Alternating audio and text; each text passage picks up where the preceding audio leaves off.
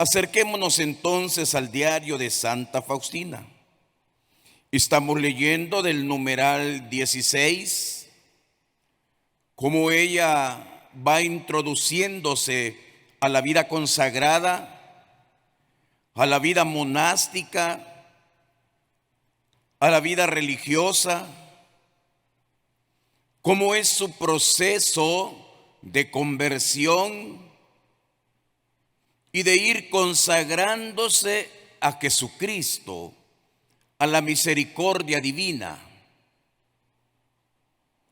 Nos dice en la segunda parte del numeral 16, por fin llegó el momento cuando se abrió para mí la puerta del convento.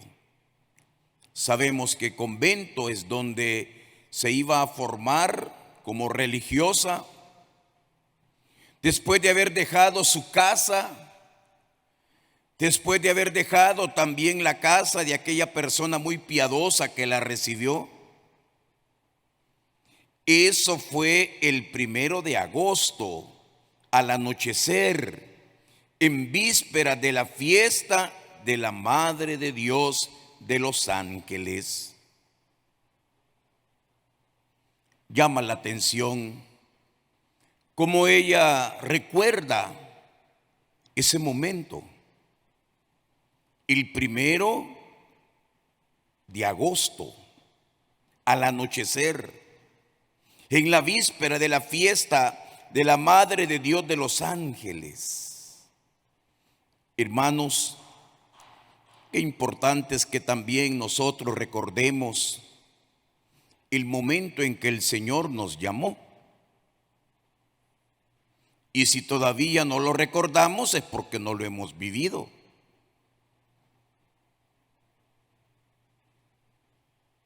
Las fiestas importantes las recordamos. El cumpleaños no se nos olvida. Y algunos comenzamos a dar señas ya a los demás, ya voy a cumplir años. Ya voy a cumplir años. No se nos olvida. Pero hay experiencias de fe que sí se nos olvida. Cuando tuvimos un encuentro con Jesús, cuando fue que el Señor por primera vez llegó a mi vida, llegó a mi corazón, cuando le entregué mi existencia al Señor. Me sentía sumamente feliz. Me pareció que entré en la vida del paraíso. Cuando comenzó su camino de formación en ese convento, estaba feliz.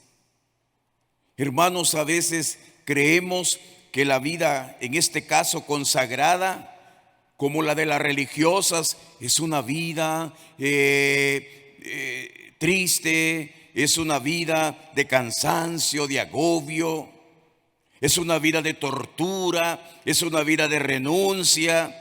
Y ciertamente que hay una parte de renuncia, pero cuando se valora más lo que se ha optado, todo eso queda reducido.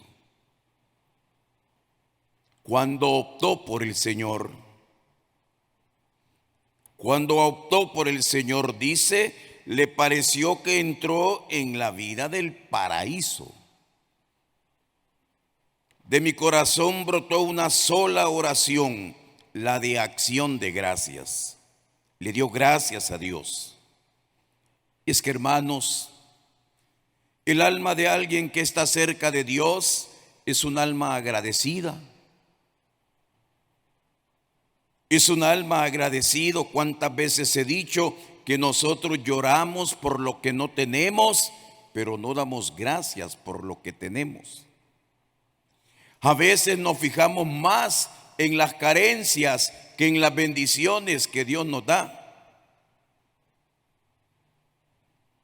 Hoy con esto de la pandemia, cuando en muchos lugares la gente hacía filas para comprar un cilindro de oxígeno y tenerlo en su casa o llevárselo a un familiar que estaba padeciendo el COVID y que se dispararon los precios. Costaba mucho dinero un cilindro de oxígeno. Hermanos, si yo me ponía a pensar, y Dios permite que respiremos el oxígeno todos los días y es gratis. A nadie le pasan la factura por el oxígeno que consume. A nadie, pero no lo valoramos. Este día podemos respirar oxígeno. Este día porque el oxígeno es vida y no lo valoramos y no damos gracias. Pareciera que fue necesaria la crisis para darnos cuenta lo importante que es el oxígeno. Un alma cerca de Dios es un alma agradecida. Gracias, Señor. Al menos por todo el oxígeno que en este día hemos podido respirar. Por el sol, por el trabajo. Por cuántas bendiciones, queridos hermanos. Hay personas que nunca van a estar contentas con lo que tienen. Sin embargo, 3 semanas después vi que aquí había muy poco tiempo para la oración y que muchas otras cosas me empujaban interiormente a entrar en un convento de regla más estricta. Todavía quería más exigencia, todavía quería más oración. No sé cuántos de nosotros hemos leído acerca de la vida de una persona consagrada, del tiempo de oración. Por ejemplo, sé que en algunos monasterios los levantan a medianoche a rezar lo que se llama maitines, y luego a las 3 de la mañana, y luego a las 6 de la mañana. Es decir, casi pasan la noche en oración, es poco el tiempo que duermen. Ora et labora, reza y trabaja. Pero dice que la santa buscaba una regla más estricta. Cuando habla de regla, está hablando de las normas que rigen una casa de vida consagrada. Esta idea se clavó en mi alma, pero no había en ella la voluntad de Dios. No obstante, la idea, es decir, la tentación, se hacía cada vez más fuerte, hasta que un día decidí hablar con la Madre Superiora y salir decididamente.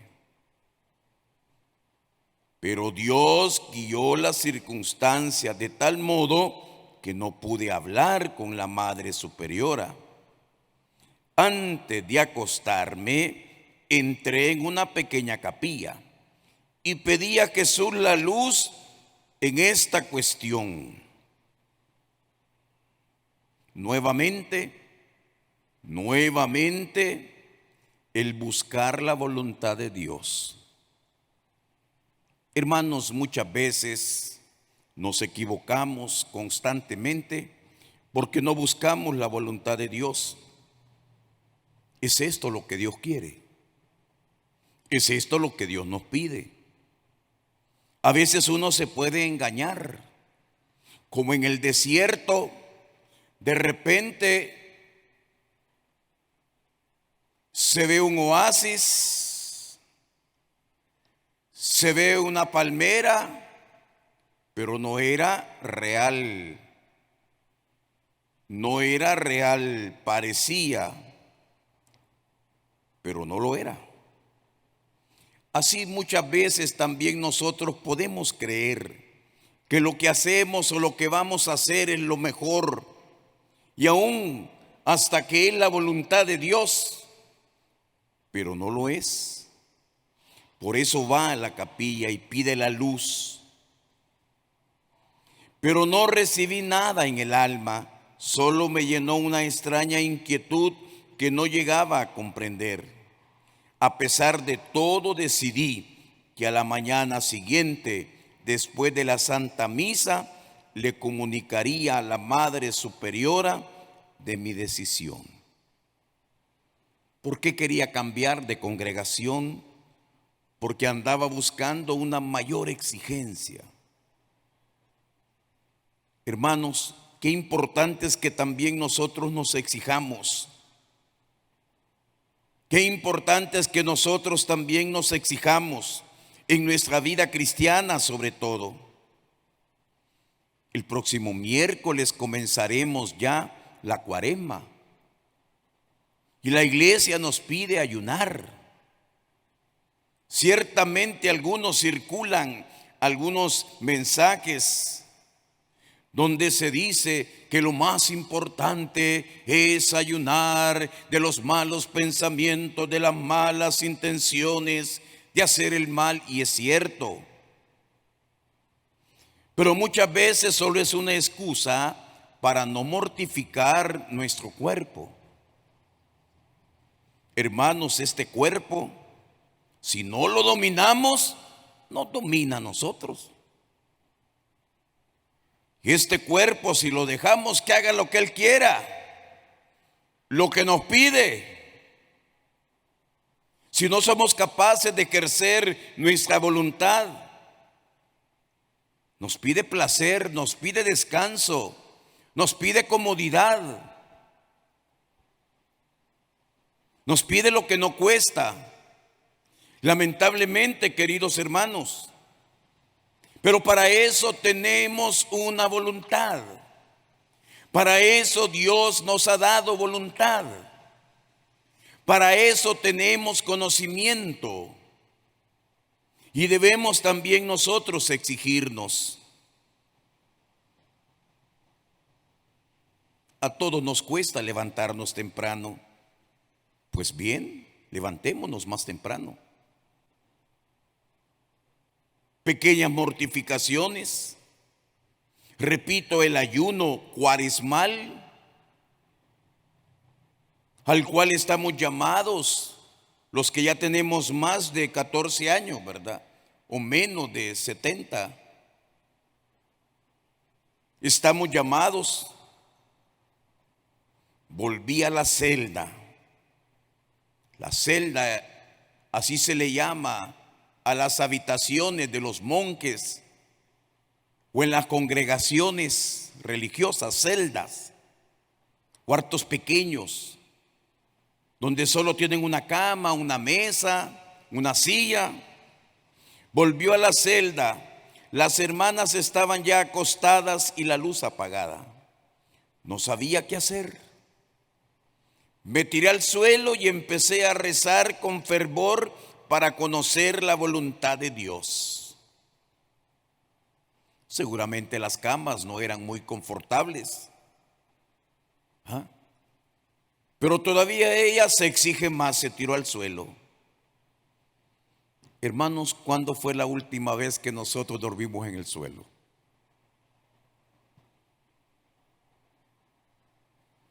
Se tiró al suelo, dice, tocar la tierra, para ser humildes, a manera de mortificación también. En todas partes había un silencio como en el tabernáculo, el sagrario. Todas las hermanas, como las hostias blancas, descansan encerradas en el cáliz de Jesús. Y solamente desde mi celda Dios oye el gemido de mi alma. No sabía que después de las 9, sin autorización, no estaba permitido rezar en las celdas. Después de un momento en mi celda se hizo luz y en la cortina vi el rostro muy dolorido del Señor Jesús. Había llagas abiertas en todo su rostro y 2 grandes lágrimas caían en la sobrecama. Sin saber lo que todo eso significaba, pregunté a Jesús: Jesús, ¿quién te ha causado tanto dolor? Y Jesús contestó: tú me vas a herir dolorosamente si sales de este convento. Te llamé aquí y no a otro lugar, y te tengo preparadas muchas gracias. Queridos hermanos, a la santa el mismo Señor le manifestaba su voluntad. La santa tenía revelaciones, apariciones. Nosotros simples mortales, nosotros pecadores, nosotros llenos de tantas miserias, pues no podemos esperar que el Señor se nos revele como a Santa Faustina. Pero sí Dios nos habla de muchas maneras acerca de lo que Él quiere que nosotros hagamos. Dios nos habla de muchas maneras. A veces nuestras decisiones las tomamos a la ligera. A veces nuestras decisiones no las consultamos, no las llevamos a la oración.